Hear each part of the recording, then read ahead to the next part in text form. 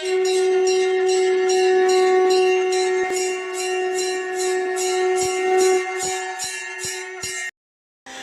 ஸ்ரீ குருப்பியோ நம.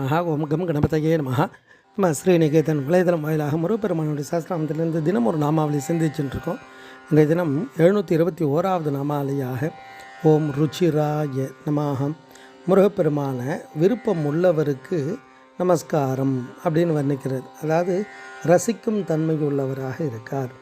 ருச்சிர அப்படின்னா காந்தியுடன் கூடிய ஒளி நிறைந்த இனிய இனிப்பான அழகான பசியூட்டுகிற புஷ்டி தருகிற மகிழ்ச்சி தருகிற அப்படின்னு அர்த்தங்களெல்லாம் கொடுக்கும். அப்படி இறைவன் உயிர்களுக்கெல்லாம் மகிழ்ச்சி தரக்கூடிய எல்லா உயிர்களுக்கும் என்னெல்லாம் வேண்டுமோ அந்த இன்பங்களை எல்லாம் கொடுக்கக்கூடிய விருப்பங்கள் உள்ளவரோடு அந்த நிலையில் இருந்து அனைத்து உயிர்களுக்கும் அந்த விருப்பத்தையும் இன்பத்தையும் கொடுக்கக்கூடியவராக வர்ணிக்கிறது. பொதுவாக ருச்சி அப்படின்னா சுவையை குறிக்கும். இந்த சுவை பல்வேறு விதமான சுவைகள் அறுசுவை இருக்குது. அந்த சுவையினுடைய தன்மையை ஒவ்வொரு உயிரும் உணர்ந்து அனுபவித்து அந்த சுவைக்கு மேலான சுவையாக இறைவனை நாடணும் அப்படின்றது தான் இறைவனுடைய அந்த ஞானத்தினுடைய பக்குவம். நம்ம கந்தர் அலங்காரத்தில் அழகாக சொல்லுவார், பெரும் பைம் புனத்தினுள் சிற்றேனல் காக்கின்ற பேதை கொங்கை விரும்பும் குமரனை மெய் அன்பினால் மெல்ல மெல்ல உள்ள அரும்பும் தனி பரமானந்தம் தித்தித்தது அறிந்த அன்றே கரும்பும் துவர்த்து செந்தேனும் புளித்து அறக்கைத்ததுவே அப்படின்னுவார்.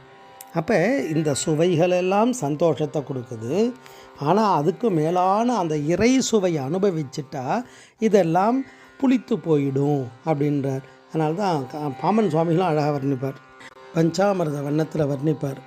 விளைந்த சர்க்கரை கசக்குமே நட்சுச்சி முற்றிய பயத்தோடே கலந்த புத்தமது இனிக்குமோ அதை நிதம் உதவாயோ அப்படின்னு வர்ணிப்பார்.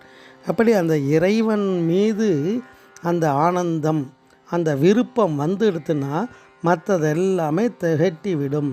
தெவிட்டாத ஞான தெளிவு இறைவனுடைய அந்த சிந்தனை மட்டும்தான்.